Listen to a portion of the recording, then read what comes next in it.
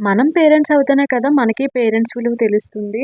నిజమే కదా! ఈ మాట ఎంతమంది సపోర్ట్ చేస్తారో ఖచ్చితంగా కామెంట్ అయితే చేయండి. నాకైతే ఇప్పుడిప్పుడే తెలుస్తుంది మా మదర్ వాల్యూ ఏంటంటే, నాకైతే ఫాదర్ లేదు. చిన్నప్పటి నుంచి మా మదరే తన లైఫ్ అంతటిని మా కోసం సాక్రిఫైస్ చేసి మరి మమ్మల్ని పెంచుకొచ్చింది.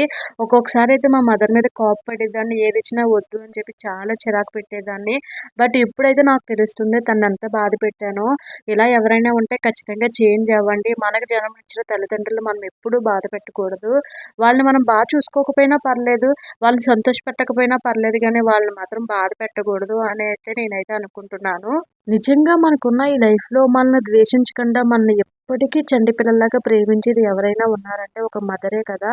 సో, మనల్ని కని, పెంచి ఏ కష్టము రాకుండా, ఏ ఎగా వాలకుండా తనకున్నంతలో మనకి బెస్ట్ ఇచ్చి, మనకి ఏమి కావాలో అన్నీని చూసుకొని ఎంత బాగా పెంచుతుందో, అలాంటి వాళ్ళని మనం ఏం చేస్తామంటే చిన్న చిన్న పనులతో, చిన్న చిన్న మాటలతో హర్ట్ చేస్తూ ఉంటాం కదా! సో, ఆ వాల్యూ మనకెప్పుడు తెలుస్తుందంటే మనం కూడా మదర్స్ అయినప్పుడే కదా తెలుస్తుంది.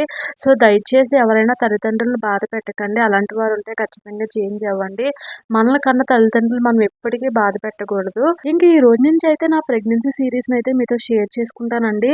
ఎందుకంటే ఇది చెప్పడం వల్ల అయితే న్యూగా మామ్స్ అయిన వాళ్ళకైతే చాలా ఉపయోగపడుతుంది. డెలివరీ టైంలో ఎలా ఉండాలి, ఏంటి అని చెప్పి చాలా యూజ్ అవుతుందని చెప్పి నాకు తెలిసినవైతే కొన్నయితే మీతో షేర్ చేస్తున్నానండి. ఇంక నా ప్రెగ్నెన్సీ సీరీస్‌లో పార్ట్ 1 అయితే మీతో షేర్ చేస్తున్నానండి. నిజం చెప్పాలంటే నా ప్రెగ్నెన్సీ 9 మంత్స్ కూడా నేను ఎవ్వరి మీద డిపెండ్ అవ్వకుండా నా పని నేనే చేసుకునేదాన్ని.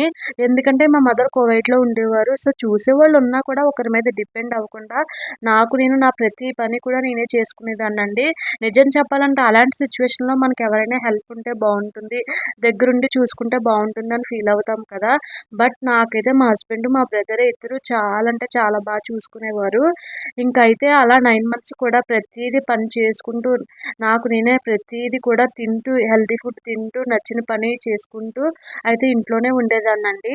ఇంక అలా అయితే నాకు 9 మంత్స్ చాలా హ్యాపీగానే గడిచిపోయాయండి. ఇంకొక 1 వీక్ అయితే ఉంది నాకు డెలివరీ టైంకి కరెక్ట్‌గా. అలాంటి సిట్యుయేషన్‌లో నేనేం ఫేస్ చేశానో మీ ఎవరికైనా తెలుసుకోవాలని ఉంటే ఖచ్చితంగా పార్ట్ 1 కామెంట్ చేయండి. ఇంక వీడియో నచ్చితే లైక్ ఇచ్చి సబ్స్క్రైబ్ చేసుకోండి. Bye bye.